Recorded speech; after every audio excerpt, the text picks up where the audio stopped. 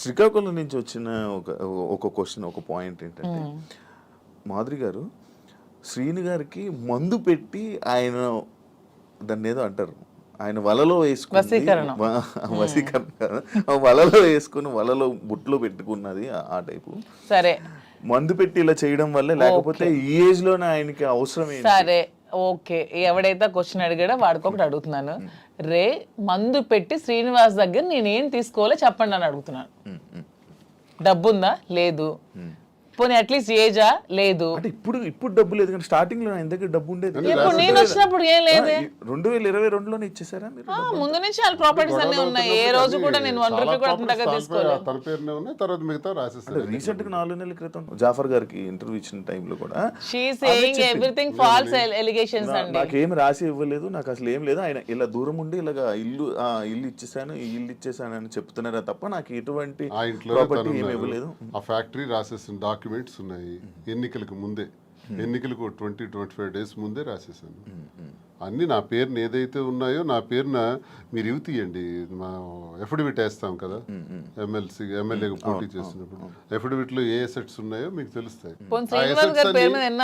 ఆ అసెట్స్ ఈ రోజుకి నా పేరున ఉంటే you can anybody can challenge. ఈ రోజు ఆ అసెట్స్ నా పేరున ఉండాలి కదా. మొన్న నా పేరున ఎఫిడవిట్ లో ఎమ్మెల్యేగా పోటీ చేసినప్పుడు ఉండే అసెట్స్ ఇప్పుడు ఎందుకు లేవు? ఏమైనా అసెట్స్ తన పేరును ఉన్నాయో లేదో ఒకసారి వెరిఫై చేయండి, తెలుస్తుంది. ఎవిడెన్స్ ఉంటుంది కదా ప్రతిదానికి. అదే ఆ కామెంట్ పెట్టినోడికి అడుగుతున్నాను, శ్రీనివాస్ గారిని మందు పెట్టి తీసుకోవడానికి ఏముంది? సరే, మీరు ఇప్పుడు అన్ని ఆస్తులు రాస్తారు కదా, ఇప్పుడు అన్ని ఆస్తులు రాసేసి ఉన్నారని చెప్తున్నారు కదా, మరి ఇప్పుడు అన్ని ఆస్తులు రాసాక నా ఆస్తులు అమ్మి పెట్టి ఉండాల్సిన అవసరం నాకేముంది? వాడు ఎవడైతే కామెంట్ పెట్టాడో వాడికి 2 క్వశ్చన్స్ అడుగుతున్నాను. ఒకటి, ఆస్తుల కోసమే తీసుకొని ఉంటే అతని ఆస్తులన్నీ వదిలేసి వచ్చాక నా ఆస్తులు అమ్మి అతని దగ్గర ఉండాల్సిన అవసరం ఏముందని ఎవడైతే కామెంట్ పెట్టాడో వాడికి అడుగుతున్నాను. ఇంకొకటి పాయింట్, మీ మహేష్ ఎక్స్ హస్బెండ్ ఎవరైతే ఉన్నారో ఆయన స్టార్టింగ్ లో వచ్చారు ఏంటి దానికోసం ఇప్పుడు నేను చెప్పి నేను అరిగిపోయాను అతను చెప్పిన కామెంట్స్ కోసం. స్టార్టింగ్ లో వచ్చారు, ఈ మధ్య అసలు కనిపించట్లేదు. ఏమైనా డబ్బులు ఇచ్చి వాళ్ళని ఆయన్ని మేనేజ్ చేశారు? డబ్బులు ఇచ్చి మేనేజ్ చేయడానికి they are well settled family, వాళ్ళు ఆర్థోడాక్స్ ఫ్యామిలీ, రిచ్, టెక్కలకే రిచ్ వాళ్ళు. వాళ్ళ ఫాదర్ ఎవరు అడిగినా చెప్తారు, వాళ్ళ ఫాదర్ టెక్కల్లోనే రిచెస్ట్ ఫ్యామిలీ.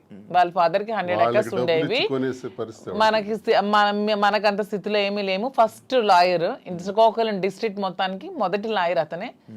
హైకోర్టు నుంచి జడ్జెస్ కూడా వచ్చి అతనికి సన్మానం చేశారు. అతను ఇప్పుడు ఎక్స్పైర్ అయ్యారు. కానీ రిచెస్ట్ ఫ్యామిలీ వాళ్ళు. తెలంగాణలో ఇప్పటికీ వాళ్ళకి ల్యాండ్ అసెట్స్ అన్నీ ఉన్నాయి. వాళ్ళకి ఏం డబ్బులు అవ్వాల్సిన అవసరం లేదు. తను చక్కగా మెరైన్ చీఫ్ ఇంజనీర్ జాబ్ చేసుకుంటున్నాడు, హ్యాపీగా ఫారెన్ లో ఉన్నాడు. 1 రూపీ కూడా వాళ్ళకి ఇవ్వాల్సిన అవసరం. తప్పు మేము ఇలా ఉన్నదానికి వాళ్ళ ఫ్యామిలీని బ్లేమ్ చేయకూడదు, అది చాలా తప్పు. వాళ్ళ ఫ్యామిలీ చాలా మంచి ఫ్యామిలీ. వాళ్ళేం ఫైనాన్షియల్ గా మా దగ్గర ఏముందని మీ వాళ్ళకి ఇవ్వడానికి? ఇప్పుడు మ్యూచువల్ అండర్స్టాండింగ్, మేము మ్యూచువల్ కన్సర్న్ తోనే మేము విడిపోయాం. మా దగ్గర ఏముంది మీ వాళ్ళకి ఇవ్వడానికి? ఇప్పుడు ఎవరు చేయాల్సిన అవసరం లేదు. వాళ్ళు బిజినెస్ కోసం అమ్ముతున్నాం, చాలా వరకు అమ్మాలి. పెట్టుబడులు చాలా ఎక్కువ అవసరం కదా, కొంచెం భారీగానే చేయాలనుకుంటున్నాం కాబట్టి బిజినెస్. సో అందుకని వాళ్ళని తప్పు పట్టడం అనేది చాలా తప్పు. వాళ్ళని ఎవరైతే కామెంట్ చేస్తారు దేవుడు కూడా క్షమించుడు అలా అంటే, అది చాలా తప్పు. వాళ్ళని ఇందులో లాక్కూడదు. ఇప్పుడు మీరు పూర్తిగా హైదరాబాద్ లో ఉంటారా లేకపోతే ఇక్కడ? శ్రీనివాస్ గారు కంప్లీట్ గా అక్కడే ఉంటారండి. నేను హైదరాబాద్ లో ఉంటూ చూసుకుంటాను. శ్రీనివాస్ గారు అవసరం ఇక్కడ ఏదైనా నాకు ఉందనిపించినప్పుడు తను వచ్చి వెళ్తూ ఉంటారు. మీరైతే ఇక్కడే? నేను ఇక్కడే ఉంటాను హైదరాబాద్ లో. అంటే ఇక్కడ చాలా మంది బొటిక్లు ఉన్నాయి, లైక్ మీది కూడా ఒక బొటిక్ లాంటిదే కదా? నాది బొటిక్ కాదండి, కంప్లీట్ స్టోర్. ఇక్కడ చాలా స్టోర్స్ ఉన్నాయి, చాలా బొటిక్స్ ఉన్నాయి. ఇప్పుడు యూత్ కానీ లేకపోతే ఇప్పుడు రీసెంట్ టైమ్స్లో అందరూ బొటిక్స్ వైపు లేకపోతే అటువైపు ఎక్కువ అవగాహన చూపిస్తున్నారు. లైక్ అవి తీసుకుందాం, అవి చేసుకుందాం అనేవి. బట్ మీరు ఎందుకు సక్సెస్ అవుతుందని అనుకుంటున్నారు? మీరు అన్ని ఉండగా మీ దగ్గరికి ఎందుకు రావాలి? ఆఫ్ కోర్స్ కరెక్ట్ పాయింట్ అడిగారు. అన్ని ఉండగా నేను సక్సెస్ అవుతానని నమ్మకం నాకుంది. ఎందుకంటే నేను ఫస్ట్ ఆఫ్ ఆల్ ప్రతి ఉమెన్కి కూడా క్వాలిటీ ప్రొడక్ట్ ఇవ్వాలనుకుంటున్నాను. కొన్ని వెరైటీస్ ఉన్నాయి, టస్సెస్, ఆర్గాంజాస్, రాసిల్స్, చాలా వెరైటీస్ ఉంటాయి. కానీ దాంట్లో అందరూ చాలా మంది ప్యూర్ ఇవ్వకుండా డూప్లికేట్స్ ఇస్తున్నారు. ఫస్ట్ ఫీల్ అనేది ఉమెన్ గా కంఫర్ట్ మాకు ఉంటుంది. మీకు నచ్చినా నచ్చకపోయినా ఫస్ట్ కట్టుకునేటప్పుడు శారీ అనేది మా కంఫర్ట్, మాకు నచ్చాలి, మాకు అది తెలియాలి. ఈ ప్యూరిటీ అనేది నాకు తెలియాలి. శారీ ప్యూరిటీ కానీ శారీ కంఫర్ట్ కానీ నాకు తెలియాలి. అదే మేము థీమ్తో ఫస్ట్ నేను ప్యూరిటీ అనేది కస్టమర్కి ఇవ్వాలనుకుంటున్నాను. సో ఈ సోకాల్డ్ ఈ షాప్స్ ఈ బొతిక్స్ లాగా డబ్బుల కోసం మేము వ్యాపారం చేయట్లేదు. మాధురి దగ్గరికి వెళ్తే మాకు ఖచ్చితంగా ఒక మంచి క్వాలిటీ తక్కువ రేట్లో బడ్జెట్లో వస్తుందనే నేను మోటోనే పెట్టుకున్నప్పుడు when compare to other shops నా దగ్గర రేట్ తక్కువ ఉన్నప్పుడు కస్టమర్ అనేవాళ్ళు నా దగ్గరికే వస్తారు. వచ్చినప్పుడు వాళ్ళు వెళ్ళేటప్పుడు హ్యాపీగా వెళ్తారు. సో వెళ్ళేటప్పుడు మళ్ళీ సెకండ్ టైం వస్తారు. నేను కూడా ప్రతి బ్రాండ్స్కి ఏదో హీరోయిన్స్నో సెలబ్రిటీనో పెట్టుకునే వదిలే నా కస్టమర్స్ని నేను బ్రాండ్గా పెట్టుకుంటే వాళ్ళకే తక్కువ రేట్కి ఇస్తే వాళ్ళే నా కస్టమర్స్ నాకు బ్రాండ్ అంబాసిడర్స్ అవుతారు. వాళ్ళే 10 మందికి వెళ్ళి చెప్తారు, వాళ్ళు ఇంకొంతమందికి చెప్తారు పలానా దగ్గర షాప్లో తక్కువ రేట్ ఉంది, బాగుంది, క్వాలిటీ ఉంది, ప్యూర్ ఉంది, అప్పుడు నా దగ్గరికి వస్తారు. సో కస్టమర్స్ నా బ్రాండ్ అంబాసిడర్స్. దీన్ని ఎవరిని బ్రాండ్ అంబాసిడర్స్ కూడా పెట్టుకోవట్లేదు. ఇప్పుడు నా దానికి నేనే బ్రాండ్ అంబాసిడర్గా ఉన్నాను.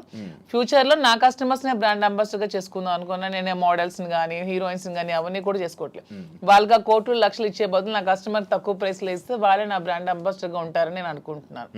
సో ప్యూరిటీ, క్వాలిటీ, రేట్ రీజనబుల్గా ఉన్నప్పుడు నా దగ్గర కాకుండా కస్టమర్ ఎక్కడికో ఎందుకు వెళ్తాడు? నాకు డబ్బులు అవసరం లేదు, నాకు కావాల్సింది గుడ్ విల్, ప్రజలతో సత్సంబంధాలు బాగుండాలి.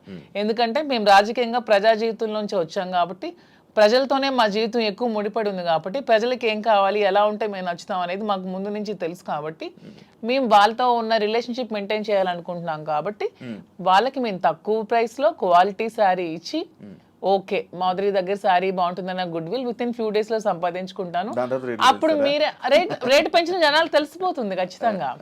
అది నాకు అవసరం లేదంటున్నాను. ఇప్పుడు నాకు లాభం లేకుండా అనను. ఇప్పుడు వీవర్స్ దగ్గర నుంచి 10,000కి వచ్చినప్పుడు కొన్ని షాప్స్ లో ఎక్కువ లాభాపేక్షతో అవి 1,00,000కి 2 లక్షలకి అమ్ముతున్నారు.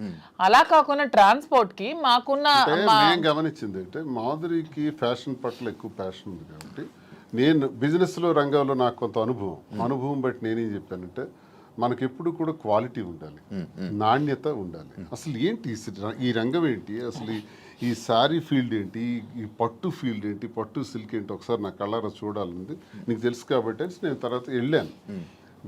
వారణాసి వెళ్ళాం, కోల్కతా వెళ్ళాం, తర్వాత ఇది ధర్మవరం వెళ్ళాం, కంచి, బెంగళూరు,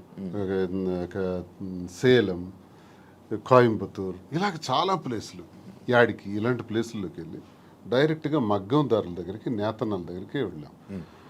నేతన్న పరిస్థితి మేము అక్కడ చూస్తే ఆయన కష్టపడి ఆ నేసే చీర, ఒక చీర నేయటానికంట 1 నెల రోజులు కూడా పడుతుంది, 2 నెలలు పడుతుంది, కొన్ని చీరలు 15 రోజులు పడుతుంది. ఆ చీర ఇంత కష్టపడుతున్నావు కదా, నువ్వెంత అన్నా సంపాదిస్తున్నావు, నీకెంత ఇస్తున్నారంటే ఆయన చెప్పే లెక్కలు చూస్తే ఆయన కూలి కూడా ఆయనకి చాలట్లా, మళ్ళీ కూలి బ్రతికే. అంటే ఇక్కడ నేను అబ్జర్వ్ చేసింది అంటే ప్రజా జీవితం గడిపిన మాకు ఇంత కష్టపడి ఒక క్వాలిటీ శారీ 15 రోజులు కష్టపడి, 24 రోజులు కష్టపడి చేస్తే ఆయనకు మిగిలింది కూల, అంతకన్నా పెద్దోడు కాడా? నెంబర్ 1. మరొకరు కూడా ఇక్కడ నష్టపోతున్నారు. ఆయన తయారు చేసినటువంటి ఆ శారీని ఉదాహరణకు ఒక 50,000కి అతనికి ఇచ్చి కొన్నారనుకోండి మధ్య దళారీలు, అది తెచ్చి హైదరాబాద్లో 3 లక్షలకు అమ్ముతున్నారు. మీకు తెలిసిన అంటే ఎన్ని రెట్లు ఎక్స్ట్రా అమ్మారు? 5-6 రెట్లు ఎక్స్ట్రా అమ్మేటప్పుడు నష్టపోయే మరో వ్యక్తి ఎవరంటే కస్టమర్. నేతన్న నష్టపోతున్నాడు, కస్టమర్ నష్టపోతున్నాడు. ఇది నేను గమనించింది.